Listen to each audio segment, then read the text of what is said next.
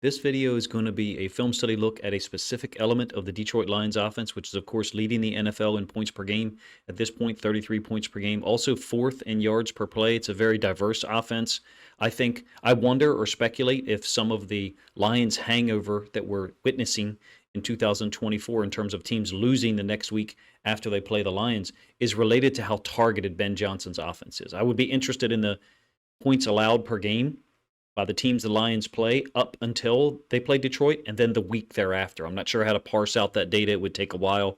Perhaps I could have accomplished that for this video, but I wanted to get this one out this morning. Multiple things on my plate on Wednesday. It's a very revealing situation when you look at the 12 personnel offense, and I've suspected it for a while. In fact, I did a 12 personnel video last March after the season ended. That is, I get data from a website called Sumer Sports, and I'm going to refer to that in a minute. It's important to note that there's two versions of 12 personnel, and they have that split up on the data that you'll see here in a moment into 12 personnel with Sam Laporta and Brock Wright on the field together with one running back, two wide receivers. And then the second version of it, what I would call Jumbo 12, with Skipper and a second tight end. Sometimes Laporta, sometimes Brock Wright. Additional to that, I want to go over two formations that Ben Johnson uses to take advantage of defenses, to set them up, and in fact, in some ways, to set up trick plays. The reverses are used oftentimes out of 12 personnel. They're ace and bunch formations. I'll show you the data now and talk briefly about EPA, expected points added per play. So you can see up at the top, this is Lions data, by the way. It's every single play up until before this game against the Titans. I think there's 383 plays here, and I believe they're up to 431 or 434 for the season, somewhere like that. 11 personnel is the highest usage for Ben Johnson's offense. It's at 46% of the time. That's the rate column. Fourth one from the left for you guys. 12 personnel is second, and the rate rank is second as well across the league, meaning they use 12 personnel more than every team in the NFL except one. The fourth row down, or fifth row down, if you want to start from the title column, is 12 with a star. That's what I call Jumbo 12. So that's Skipper on the field with a second tight end. And they've utilized that particular grouping the third most in the NFL. If you combine those two in terms of plays, you're looking at 12 personnel 108 times, Brock Wright and Laporta, presumably. And then Jumbo 12, 21 times. 129 plays, 33%, essentially, almost 34% of the time, Ben Johnson is using 12 personnel groups. That is drastically different from probably 60 to 70% of the teams across the NFL. If you were to look at them on a data distribution that should be normal, Ben Johnson and those guys, in my opinion, would be like 2.5 standard deviations over to the right, maybe 2.3 in terms of 12 personnel usage. A couple other things to mention. Highest EPA in any situational aspect for them this year, expected points added, is 12 personnel pass, 0.41. It's the column that says EPA rank and then EPA pass, EPA rush. If you skip down two, another highly ranked EPA for them is 12 personnel jumbo rush. It's EPA rush. I believe it's 0.13, pretty much about the middle right portion of your screen. And then finally, skipping back up to 11 personnel, if you move across, you see pass rate. It makes sense. There's 62% pass, 38% run out of 11 personnel. When he goes 12 personnel, puts two tight ends on the field, it flips in the run concept favor, about 54% run, 46% pass. And then further flips again when you go 12 jumbo with Skipper on the field. So Ben Johnson, is sometimes giving defenses multiple equations to try to answer on any given snap, whether it's 11 personnel, 12 personnel, or 12 jumbo. There's a lot going on, in my opinion. I think it's also very revealing that 11 and 12 are about 80% of the plays that the Lions have run this year. And hidden inside of that data is Dan Skipper's usage. I'm not necessarily focusing in this video on him. Perhaps that's something for a standalone type of production. Let's get to the film here, and we're going to start with a basic ace formation, or what I call ace. It's 2x2, one receiver and one tight end on each side of the field. Again, 12 personnel is 54% run, 46% pass so far. But as we get through the video, you'll see I think Ben Johnson uses 12 personnel in this formation specifically to set defenses up to exploit them later. One tight end on the left, off the line of scrimmage. One tight end on the right, off the line of scrimmage. And then two receivers who are on. So in this particular formation, those receivers cannot motion. Oftentimes either Laporta or Brock Wright will. This one happens to be F counter, a really cool version of it, in that the tight end right came from the left side, and he's going to kick out the edge defender, and then they're running F counter back with the other tight end. So essentially, he's motioned one tight end away and brought the second one across the formation. It only ends up being like a 3 or 4 yard gain. The Rams did a nice job that week, if you ask me, against the run for the most part. End zone angle, so you can see it a little bit better. Now, this is down inside the 10 near the goal line, so he uses tighter splits at times, but this is almost Rams-esque in some ways, the compressed nature of this. There's the two tight ends off the line of scrimmage. Another, this is an unsuccessful run play, but I felt like this picture gave you a great idea of what we're talking about in terms of the threat, the way that Ben Johnson has the receivers and tight ends lined up in a compressed nature. Doesn't work out on this particular play, but consider that and the previous one an establishing shot. Okay, so last week against the Titans, 12 personnel, same formation, two tight ends, both off the line of scrimmage, one to the left, one to the right. You're up 20, you're up 14, or it's tied 14-14. You're up 21-14 after this touchdown to Brock Wright, who's been very efficient in the pass game. There's almost this nature whereby he's taken away targets, opportunities from Laporta, meaning I feel like Ben Johnson, on a conceptual standpoint, is almost using Laporta as bait in some of these 12 personnel groups, not necessarily reflected on that play, but from the standpoint of his overall targets, they're just not there. He's not getting as many targets in this offense. I think it could happen on a given week where there's a matchup that the offensive staff thinks they can exploit. But so far, Brock Wright's getting high efficiency targets. So this is a 3rd and 2. 3rd and 2 against the Vikings 2 games ago. And the Vikings are in their base defense. As you can see, you got one inside linebacker, 44, whatever he is. They line him up everywhere. Two edge defenders. Van Ginkel off to the right. Another edge defender. You're losing a little bit off the frame to your left. It's a 3rd and 2 in the 4th quarter. You are up 28-20. This is a huge play, if you ask me. It's a dig to St. Brown, who's off screen. A dig to St. Brown off screen to your left. The offense is right. Is a brilliant catch by him. I think also that out of 12 personnel, Ben Johnson is trying to get your base defense on the field, whether it's a 4-3 or a 3-4. And then at moments or times of his choosing, throw the ball downfield or utilize Jahmyr Gibbs underneath against linebackers. Because Laporta is such a receiving threat, even though the statistical contribution isn't there so far this year. Because of that, in my opinion, you're getting teams operating out of a too high shell, even against a run formation and run personnel grouping. And in this case, it's 3rd and 2, a run personnel situation. Laporta St. Brown kind of brought this route to the outside, brings it back across the middle. They've gotten the matchup they wanted down the field in terms of Harrison Smith. Good football player, not able to match up with St. Brown in that kind of space. Just a really nice play design, if you ask me, on a 3rd and 2 to go down the field.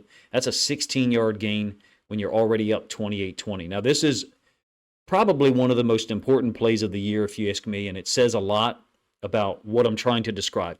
Setting defenses up. This is 1:20 left in the game against the Vikings. You're down 29-28. It's a 1st and 10.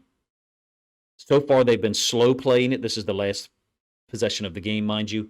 And the Vikings have responded with their 6-2 look, which I'm a huge fan of. And just so I'll make sure that I'm clear about this. 4 interior linemen, presumably 1 or 2 of them are DNs, 2 stand-up edge defenders, outside linebackers, and then 2 inside linebackers. Again, 44 being the asterisk guy or variable. 3 DBs on the field. This is what I would call a 6-2 look. They've elicited this. Why? Because of the situation. It's 1:20 left. You only need a field goal to win, so the Vikings are trying to prevent the Lions from getting any closer into a more higher percent field goal opportunity. And what does Ben Johnson go to? The over concept Goff sticks this throw in there, beautifully done to St. Brown. The 6-2 is there to stop the run. And they had done so on a short yardage on the first possession, or second possession, if you recall. It's when Montgomery got hurt. This is now, I think, Ben Johnson giving you a look, baiting out a particular front that he knew Brian Flores and the Vikings would go to in order to throw the ball over the top of the linebacker level. Just brilliant, smart, timely offensive play calling. Yeah, is it what every offensive coordinator should do? Sure. But to me, the way Ben Johnson gets it done in high-pressure moments, it says a lot about how much he trusts Jared Goff, in my opinion, but it also says a lot about how variable and how multiple they are in moments of high stress and high leverage situations.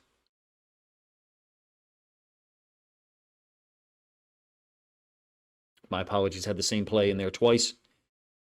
So using Brock Wright and Jahmyr Gibbs when he's in at running back in the pass game out of this. Again, I believe that they are eliciting or drawing out your base defense to keep four DBs on the field and 4 DBs only, and they have pass concepts. I do think that you're looking at a chance to get Jameson Williams the football here on the over concept, basically.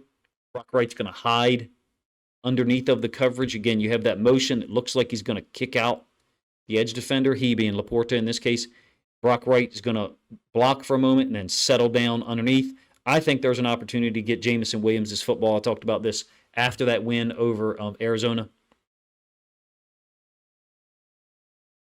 With this defensive back fronting up or carrying St. Brown, I think there's an opportunity here. But perhaps the route is designed to go more at a 45. I don't think so. I think Goff has this throw. In any case, he comes back to Brock Wright. This is during that time when a lot of us felt like Goff was kind of getting rid of the football almost too quick in certain situations. But again, I think that he is tasked with getting the ball to the running backs, to Brock Wright in some of these situations where it's 12 personnel, particularly the ace formation. Skipper on the field, so 12 jumbo, and he's to the backside. What's brilliant or unpredictable or horrifying as a defensive staff or a fan of other teams that face the Lions is he'll put Skipper on the field and then not run to his side. So kind of like, give you some data, give you some intel, and then run it to the opposite side. So he's got to be maddening to try to go up against this guy, in my opinion. So that was ace formation. It's a 2x2 set with Goff under center. I think it's been tremendously effective for them in 2023 and 2024. I'm not aware of anyone who parses out the data by formation, and I have been remiss in keeping up the database that I keep for my online database in terms of Lions and Ravens offensive plays. Putting in the data is just so time-consuming. Uploading the film is time-consuming in and of itself, so it's just not happened, and I have been remiss in that regard. Hopefully it's something I can get done in the offseason. So what I'd like to do now is move on to the second formation we'll talk about. Out of the same personnel group, 12 personnel, 1 running back, 2 tight ends. And it's a 3-by-1 formation pre-motion or pre-snap. Oftentimes there's motion at the snap that kind of changes the dynamic. What's the functional or foundational difference? You don't have the running back. He's off-screen cut off for you guys. So I'm calling this broken bunch. That's what we would call it, meaning those guys are not next to each other. They can't reach out and touch each other. But the one of the differences, besides it being 3-by-1 formation, Skipper's down here, by the way, is the second tight end, is now you can motion a receiver because one of them is off the line of scrimmage, as opposed to the formation I showed you first, ace, where the tight ends are motioning because they're off the line of scrimmage. Makes sense, right? This is bunch or broken bunch, one of my favorite plays that I've seen this year from any team, but the Lions in particular. And it's because of the way it's designed. I think it's designed to be a cutback for Gibbs here, all because of the block by Laporta, basically digging out this backside inside linebacker while the left tackle deals with the edge defender. So basically tries to base block the edge defender and move him this way, not as far as those arrows are drawn on the screen, but that's for purposes of effect. Decker base blocking the D end. I actually talked about this play a couple of days ago. And then Laporta working up to the second level, in my opinion, to set up the cutback. This is 49ers-esque, in my opinion. I would say that they are the team I think uses those planned or designed wind back concepts more than any other. Ben Johnson having them in his playbook and utilizing often doesn't surprise me, number one. Number two, I think it is just genius and takes advantage of Gibbs' ability to cut back on a dime and get from basically first gear to fourth almost immediately. Let's just see it one more time from the end zone angle. Maybe you're not as in love with this play concept. I think what I really love about it is that everybody here is moving this way, and then the left tackle is basically setting in the opposite direction, base block. And you have this huge gap. Really, I don't think this inside linebacker can be right at all.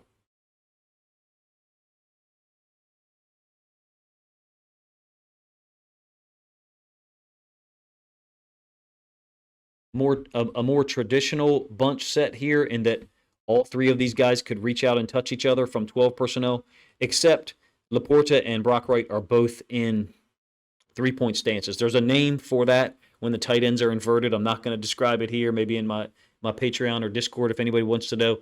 Electrifying run by Jahmyr Gibbs, 14 yards, little short toss to the tight end wing side, and you can see what they're doing with the two tight ends. They're comboing the defensive end / outside linebacker. St. Brown is moving up to the strong safety because presumably you've got a base defense. And now what Ben Johnson has done is, in my opinion, forced you not only to have your base defense on the field, he's an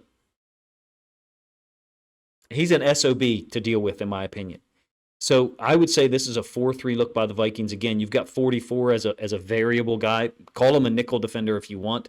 He's in the box, if you will. So I'm calling this a 4-3 look. Still two high safeties, and I think that's because of how diverse, how balanced each formation is for Ben Johnson. They can threaten down the field anytime he's got St. Brown, Patrick, Jamison Williams, Khalif Raymond on the field. This one to the field, to the wide side. Again, 12 personnel with the outside tight end on the line of scrimmage, except notice now he's standing up. He's in a 2-point stance, and so is Sam Laporta. On the previous play, they were in 3-point stances.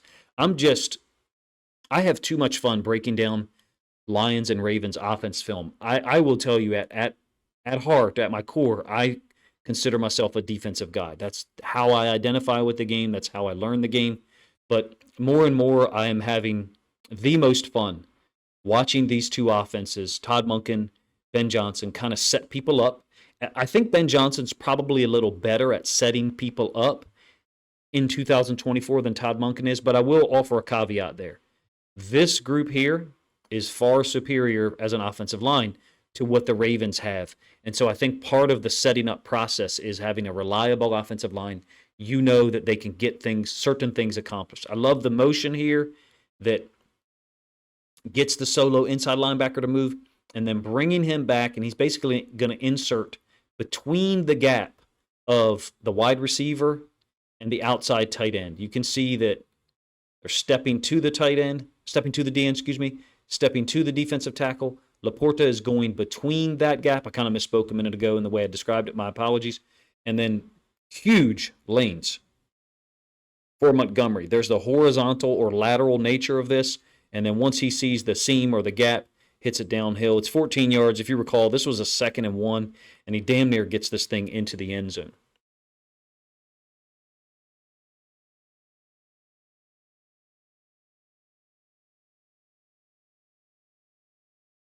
I think the one thing I really like about the bunch the most is that you could motion either one of these guys. This tight end could motion across, and you could essentially now be back in your ace formation 2x2. The only difference would be that tight end is on the line. Or the outside receiver, in the case of St. Brown, could motion. So there's multiple motion opportunities for you.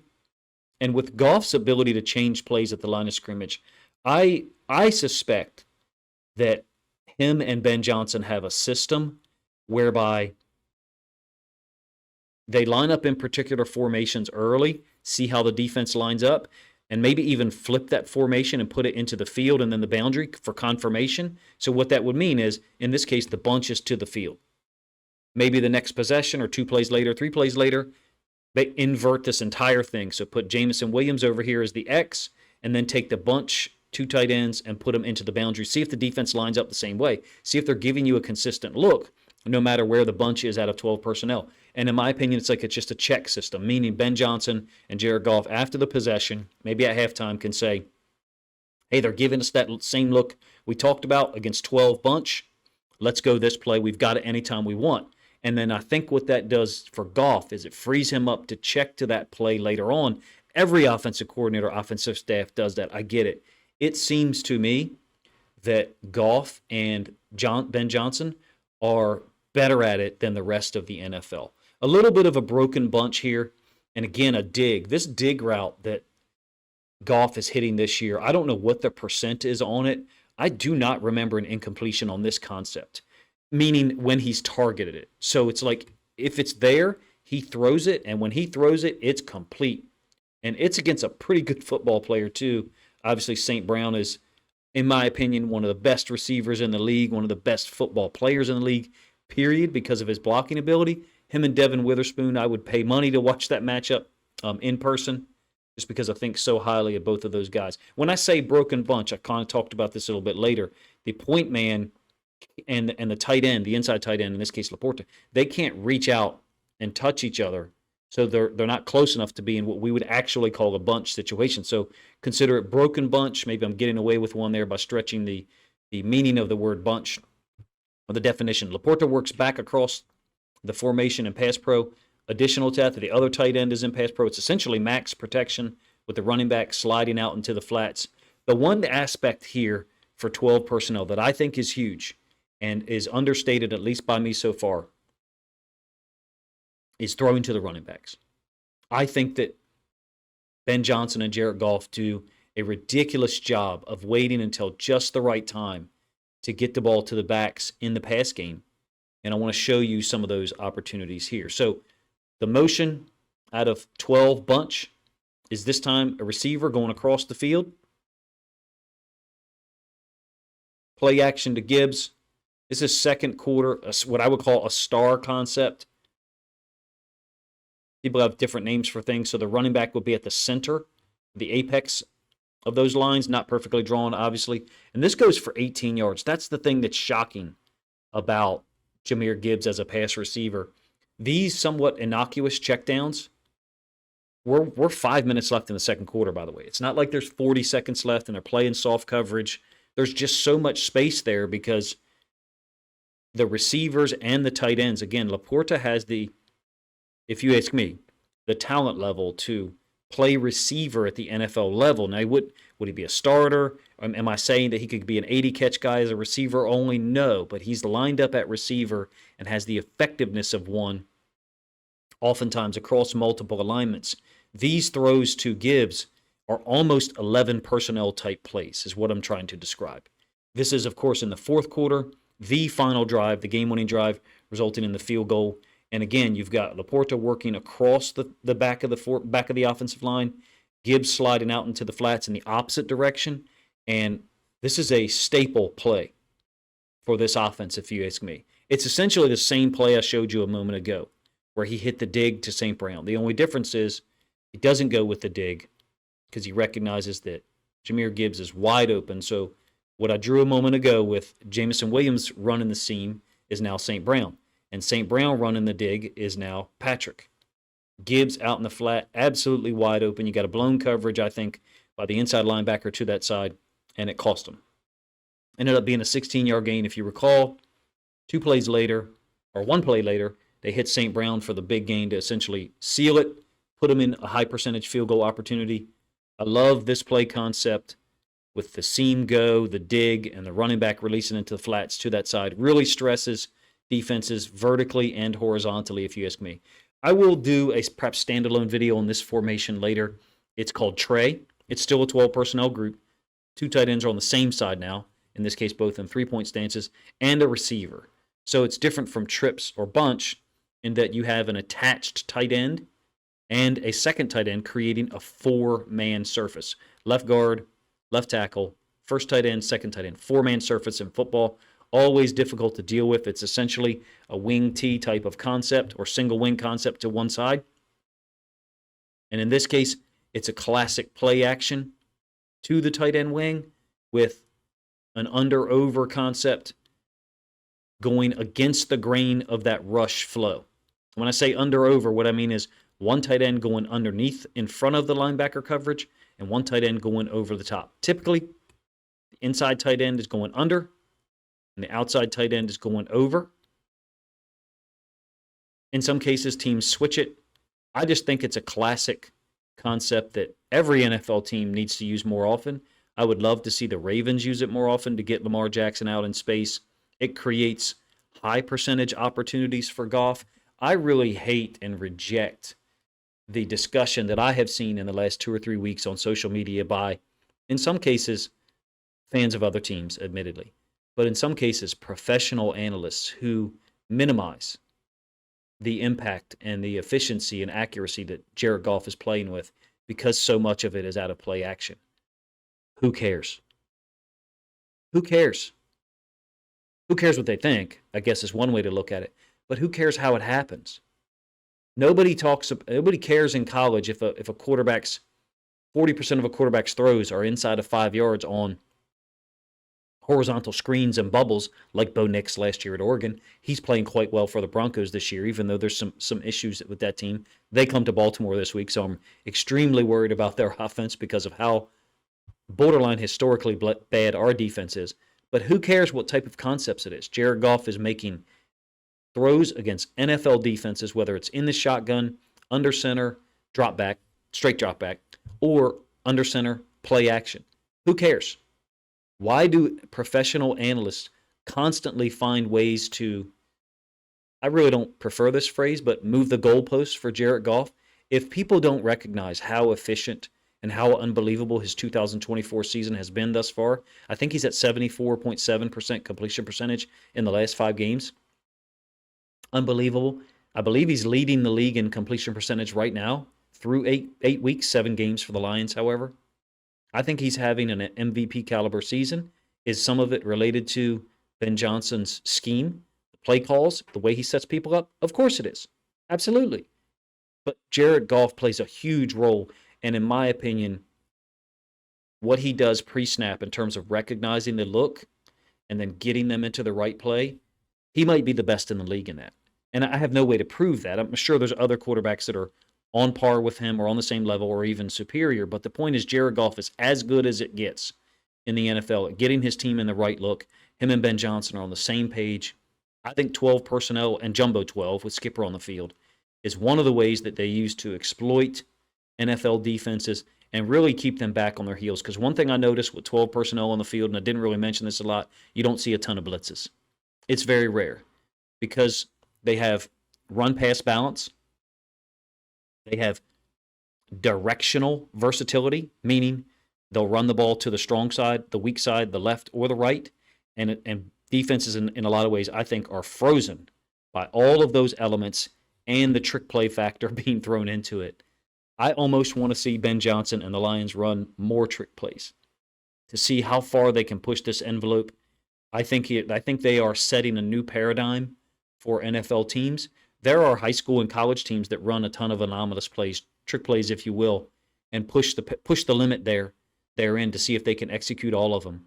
I think Ben Johnson and those guys, from a 12 personnel standpoint, are more than 2.5 standard deviations away from the mean in terms of usage. In terms of effectiveness, and in terms of trick play effectiveness and deployment/usage. They're probably up near 3 standard deviations away from the mean. It's a fun offense to watch. Hopefully you can tell from the way I talk about it. I got a little bit of time this morning to be able to produce this. I will have a video out this evening, hopefully on Carlton Davis III and the Lions coverages leading into their matchup against the Packers on the road in Week 9. Appreciate you guys' time, man. If you enjoyed the video, please like the video, first of all. Second of all, comment down below, not in the live stream chat, not just in the live stream chat, but in the comment section below the video. And then also, if you think other Lions fans would enjoy this video, this film study with heavy commentary by myself, then please consider grabbing a link to this video, sharing it out on social media to help this content get more reach.